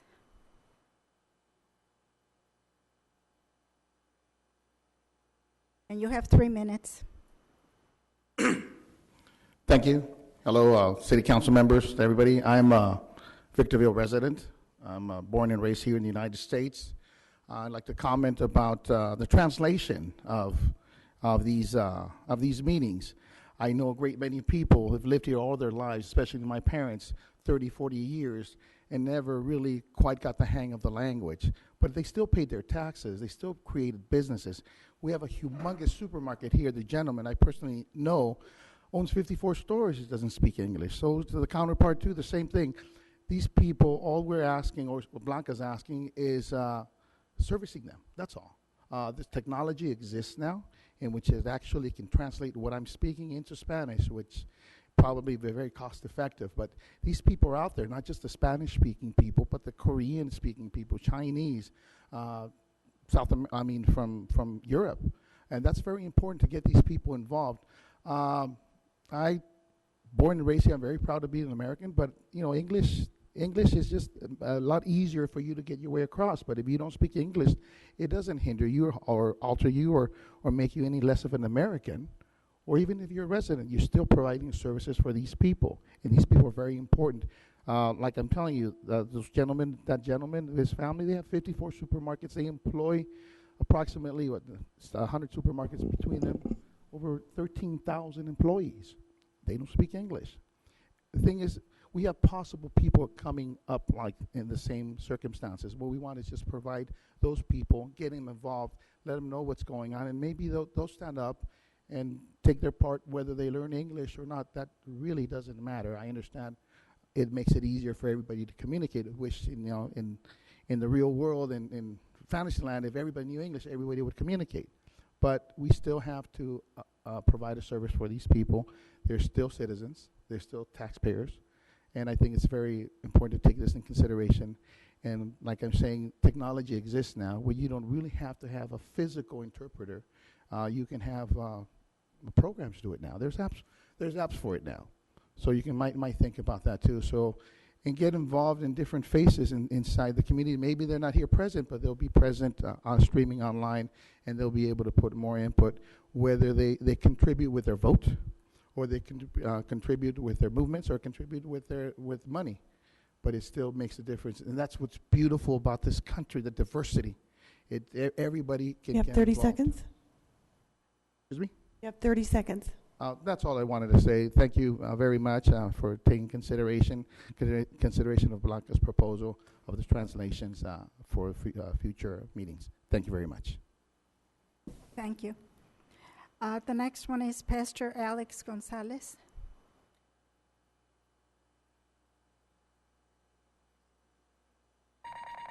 Oops. Hasn't even started Sorry. yet. Your time's up, Pastor. Yeah, wow. Good evening, Council. I'd like to introduce myself. My name is Alex Gonzalez. I'm the senior pastor of Victory Outreach Church here of Victorville. Victory Outreach has been in existence here in the High Desert since 1996. For 20 years, I took I took over the pastorate 7 years ago. Well, actually, in March, I'll be celebrating 7 years of being the lead pastor here. And our church has contributed to many youth programs and youth events and Christian recovery in the city for the last 20 years. We are currently holding our church services at Silverado High School Performing Arts Center every Sunday morning. And just recently, we are using the old FCC church, First Christian Church, for Friday night services at the old George Air Force Base. One of the things that I wanted to bring out is that the lighting there is very bad, and we do have Friday evening services, and there is no street lights whatsoever. And I don't know the reason for that, but one thing that I have noticed is that they do have a softball field that is right next to the church there, and that when those lights are on, it provides sufficient lighting. It kind of brightens up the area.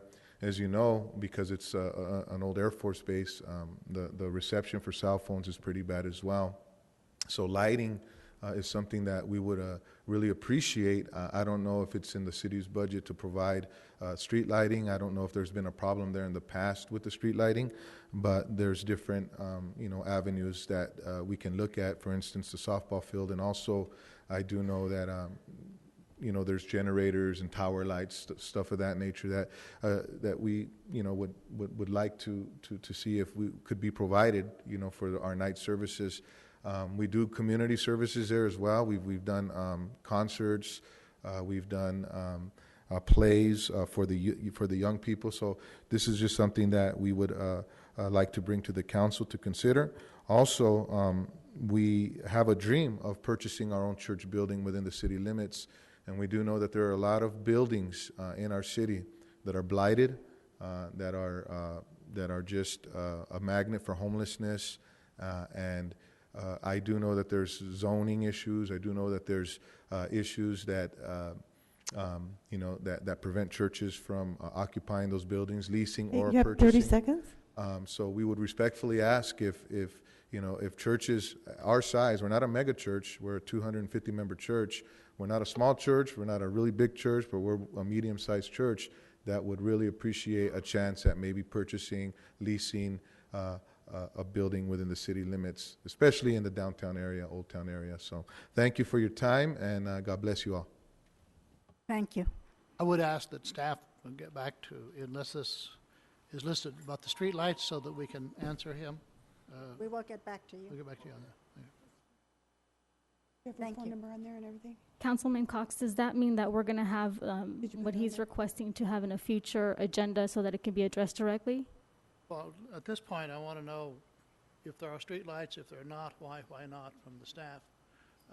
It's an item that we have a special street lighting district. We have a tax that's paid citywide, and we have monies to install street lights. So we need to find out what happened here. That's all. Kind of a complicated answer because it's at former George Air Force Base, but we'll certainly provide the pastor with that information and send a copy to the council. If the council member wants to then agendize it for future discussion, we'll be happy to do that. Okay, I'll continue on. Rosie Olvera.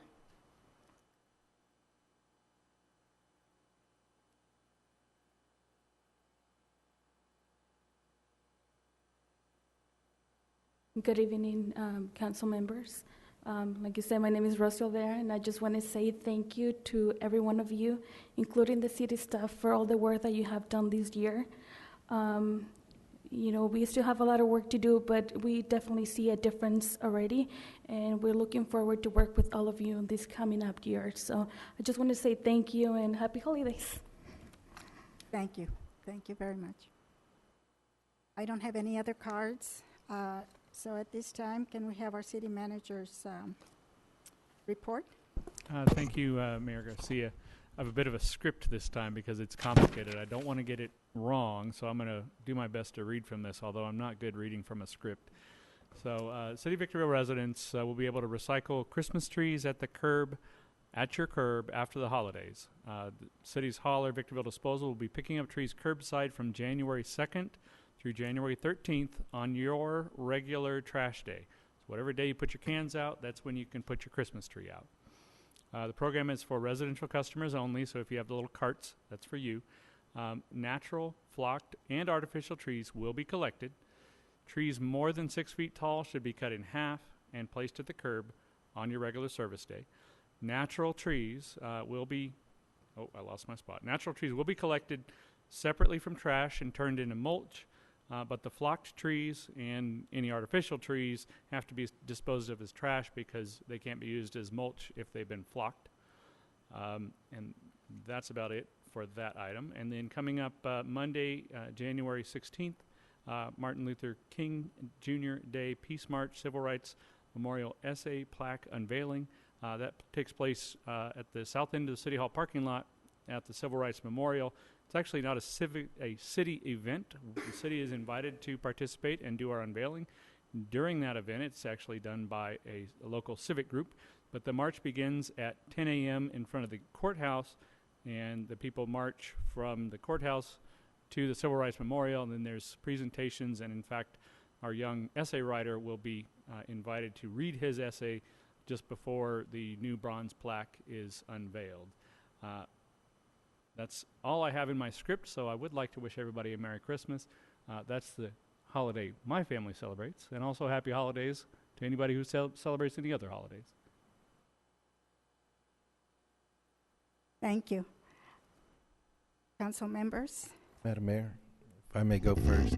First of all, I'd like to commend the pastor for coming out and reaching out to the city, because we are here to help, but if we don't know the problems, it's kind of hard. I actually used to live out at George Air Force Base a long time ago, so I could tell you a lot about the place. But anyway, you know, a lot of times when you're doing site selection, it's one of the most important things you can do. And sometimes, and it happens all the time, people will go out and pick a site without coming to the city first. And you are right on.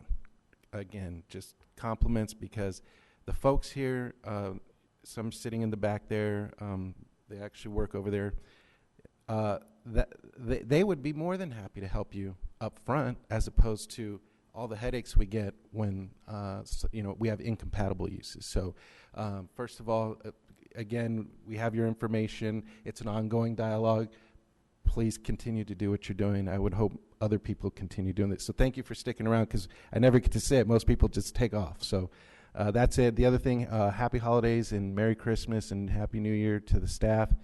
I think we've had a great year. Best wishes and continued success to all of our great folks here, not just on the dais, but all the city staff and all the other folks that come out here. It's a commitment, and I think we've done a lot of good stuff last year, and you'll hear about it at the State of City in February. So I hope people come out for that. But I believe we have a lot of work coming up, a lot of good things that are happening. And for Diego, who was here, I wish I could have talked to him again. The young man who was presented recognition earlier for his essay. I just, I'm really proud of the youth when they come through here. That's the best part of this job, by the way, is getting to recognize the youth in the community. And so hopefully, as the kids grow up around here, they will take an interest in getting involved in their community. And I'd be happy to turn my seat over to the next generation. So anyway, thanks again. Happy holidays.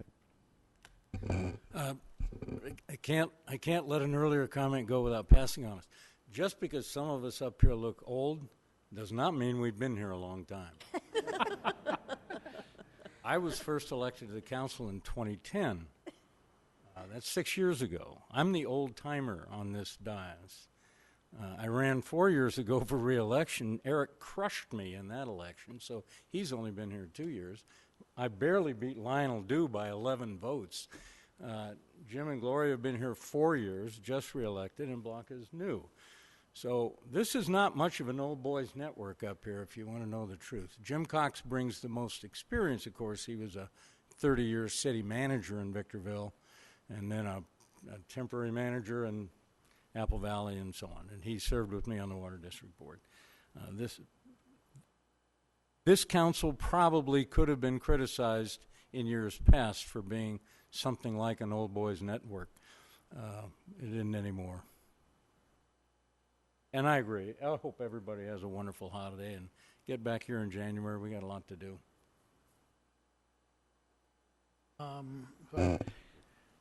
First of all, Merry Christmas, Happy New Year, Happy Holidays, and Thank you, Mr. Kennedy. I was going to point out that I may be old, but I haven't been on this council all that long. The reason that I'm here is because I care about the community and care about the people. And for 30 years, people have heard me say the only reason that we exist is to serve the public, and we have no other reason to be here. And I just can't say that often enough. I have a request. We discussed during our budget session the health insurance for our employees. And health insurance is up in the air. Nobody knows where it's going. We have a new president. We don't know where that's going. We have Obamacare and Medi-Cal and Medicaid, and nobody knows where that's going. But in the meantime, the costs continue to go up, and our employees, we're taking it out of their pocket. Now I'm going to request again that we put on the agenda. I made a request for a mere $100 a month for the employees to assist. I would like to have it agendized and discussed again in July. We were told that they would have a chance to address this mid-year, but mid-year we simply changed the insurance, and there was no discussion on the employees, and I probably had 40 or more employees to ask what happened because they were under the impression they'd get a chance to address this again, so I'll address it for them. I ask the council to agendize this once again. I believe at this time the city provides the least amount for health insurance for the employees than any public agency in this area. That includes AQMD, City of Hesperia, City of Apple Valley, MWA. We're on the bottom of the list. Not fair to the employees. So I'm going to ask that it be agendized. Thank you. Mr. Mayor Pro Tem, we are happy to put that on the January 17th City Council agenda. I apologize for not putting that on an earlier agenda. When you started talking, my heart sank because I do recall promising that we would bring it back before the end of December, and we did not. So any proposals that we bring forward based on your comments, based on the comparison, we would automatically propose that it be retroactive to January 1st to make up for our mistake. And thank you. And when they make the comparisons on the contributions that the agencies make, there have been a couple of changes in agencies since we discussed this in July. So if they bring those current numbers to the council so that all the council can see the numbers, I'd appreciate it. Thank you. So I have a question. So are you asking to have this item agendized for all the employees of the city of Victorville to contribute $100 to their medical costs? Is that what you're saying? No. I'm asking that the city council increase the city's contribution for the employee share of health insurance by $100. Or more if it's appropriate. We'll provide a full comparison. So I'd like to also, anybody else needs to speak, or can I go ahead and jump in? Would that be an issue? Well, that's properly, yes, you may. Oh, thank you. Thank you for Now helping jump me. in, please. Okay. I'd like to start, I've been meeting a lot with the community, of course, since my candidacy, but even stronger as I was elected December 6th. Some of the concerns for some of the employees have been that 40 work-hour week that they would like to have.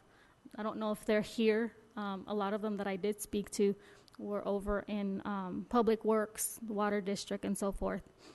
And as I'm learning to put stuff on the agenda, whether it's an addendum or talk privately with the staff, I was told that it's a possibility to put stuff of these concerns maybe in a future date, and I think this might be in the works, but I do want to have consideration of putting a 40-hour work week for public employees in the city of Victorville, and then we can start discussing the financial upheavals or not or whatnot. And I promised, not the word promise, right, but I heard concerns, and the power that we have up here is not too much unless we have your consideration, and of course, as many of them say, 3 votes, but I just want to bring those considerations.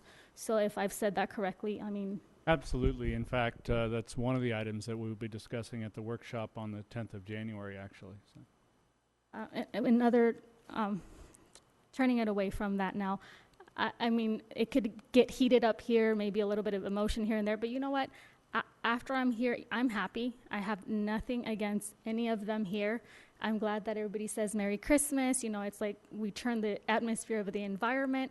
And there is no grudges with anyone, believe me. I don't have any grudges with any of the council members here. If sometimes my voice maybe slightly changes, it's because I'm very impassioned in helping, like they've said, the public. And we all have different gifts and different ways of expressing them. So I don't have any grudges, and I wish everyone a Merry Christmas and Happy Holidays. And I'm here to work with each one of you. I'm not here to be a stumbling block or to say no because you said yes. That is not my intent. As Councilman Negrete was saying, we have a different perspective and different levels of understanding the information hitting us, right? As an interpreter, I have a different perspective from someone that has a billing department knowledge.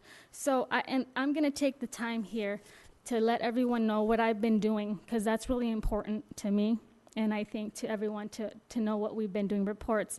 So I'll try to be as quick as possible, but so many events. So maybe naming some of the events that I've been to. So I went to the Don Ferrisi Charitable Foundation. We helped gift wrap for a lot of children. I spent a couple of hours there with some of my community members. I also attended the High Desert Hesperia Chamber of Commerce. Got to do a lot of networking, meeting people, asking a lot of questions. I don't just rely on the staff to ask questions. I also rely on outsiders, because I could burden the staff a lot with my questioning. I don't want to micromanage, and I'm not. It's just the way that I learn, so I make sure I spread it out everywhere. Also, I saw Councilmember Cox, and I also saw Madam Mayor Garcia at the Public Works Yard. I was there too, interacting with a lot of the workers. I also attended the Federal Bureau of Prisons, meeting Noreen, being a speaker there, so I've touched base with a lot of the workers there. I also went to Calvary Chapel in support of the teens, the concert, the play with Pastor Alex, so I made myself familiarized with what it is that you're speaking of with the lighting. I was also a part of the ride-along with Community Services Director, took me to 3 different parks, Eva Del Park, Hook, and one of them slipping my mind. Doris Davis, yes, thank you. So we did a ride-along, really good experience, getting to know my city. I've been here 28 years, but I've never focused on things the way that they bring about just the nuances of things. Like we have a museum, a fire department museum. I had no clue. And some of the yards where they're at, no clue. I also attended with Fred Eli, another member, another resident, taking 10 to 12 teens to tour the police department. So I was with him on that, understanding how that works with the teens. I also attended the NAACP installation of officers, so I got to see who the prior pastor was or president was, and then meeting the incoming incoming individuals. So I got to do a lot of that. That was in the city of Adelanto, by the way. I do a weekly show, maybe 15 minutes, with La Mejor Radio. That's the station, so I don't want to offend anyone. That's just the name of the station. It happens to be in Spanish. And we update what's happening in the community. That's with Diego Vega. I also met with KVVB Channel 33, Tim, had multiple conversations in regards to some of the needs. I also went to the Krispy Kreme opening for friends and family, got to meet with the manager, kind of got a tour of the facility. 72 people were hired, and so that's something that we can applaud, right? We have more working individuals having a job. I was also a part of the Do-Wall Riders, where there's 100 bikes given. That was very refreshing, being in the community with a lot of individuals that maybe don't have that opportunity to have a Christmas gift, but to have Do-Wall Riders on these things is just empowering, and it's a good feeling. I also attended Harold Hines in Adelanto as a toy drive, making connections and being a part of their community. I also attended December 18th, there's a dinner with Santa. That was a different church. I also got to meet and network with them, and once in a while ask them what's their concern, because that's the main point of me going to many events. I also attended a ribbon cutting ceremony with Dr. An. He is in the city of Hesperia, operating already 1 year, and just did his ribbon cutting. And I'm mentioning cities because my goal is to partner with every neighboring city and get to have a good relation connection, because I know that it's needed. So I am in Victorville, but I also support the neighboring cities. I also went to the Hesperia Chamber, their morning coffee. They do a lot of networking, and a lot of events crop up from there. Just recently, I was at It's a Very Merry Christmas for children that are special needs. So there's a lot of face painting.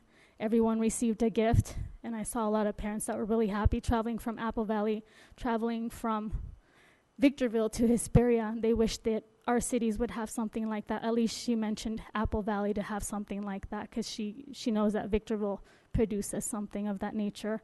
I also went on a tour, as a matter of fact, today, and I met with Mara Rodriguez and a brief conversation with Captain Sam Lucia. I was also at the Christmas party, as I saw Councilman Cox and Madame Mayor Garcia at the party for Victor Valley Medical Group. I got to meet a lot of individuals, in particular the head of this one hospital. And I also went to the rescue mission. That was today.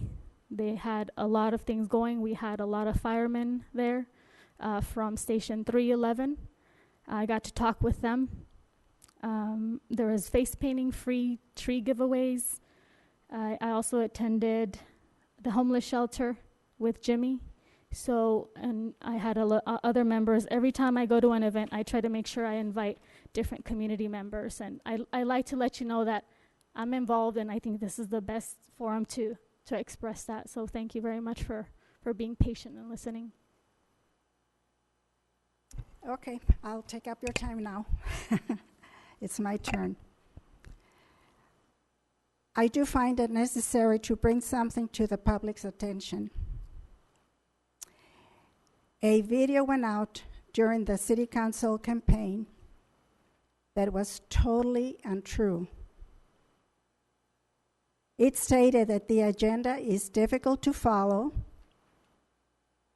that our meetings are so boring that people fall asleep. Is everybody awake?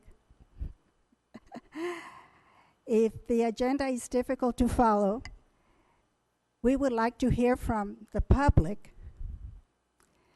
The agenda is provided the same to the public, the same as and identical to the one that each council member has. And each agenda item is called out by category and number.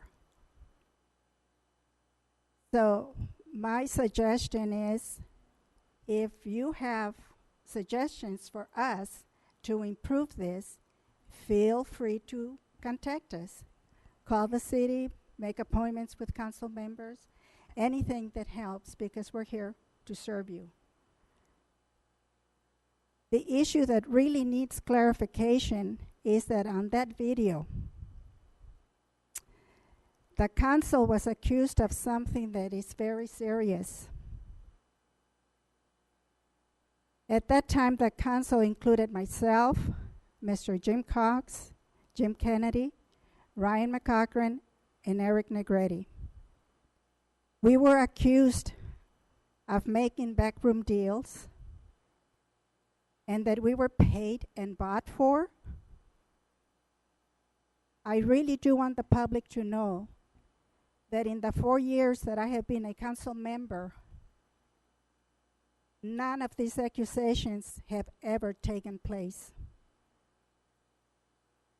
The reason that I bring this up is because people are now coming up to us, or to me, I'll speak for myself, and asking if this is true.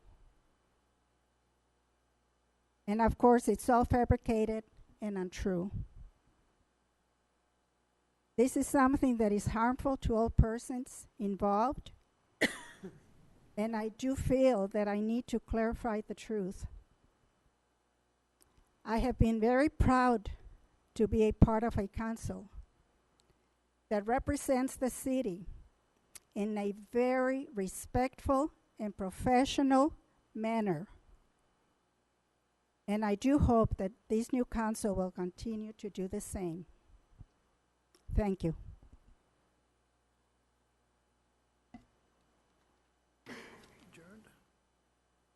Else? I would like you to remind you, when you adjourn this meeting, that we adjourn it to January 10th at 5 p.m. in these council chambers. And that the January 3rd meeting is canceled. The January 3rd meeting is canceled, and we will have We will adjourn this meeting to, this particular meeting this to particular January 10th meeting at is 5 p.m. adjourned until January the 10th, Correct, at 5 p.m. 5 p.m. These council chambers.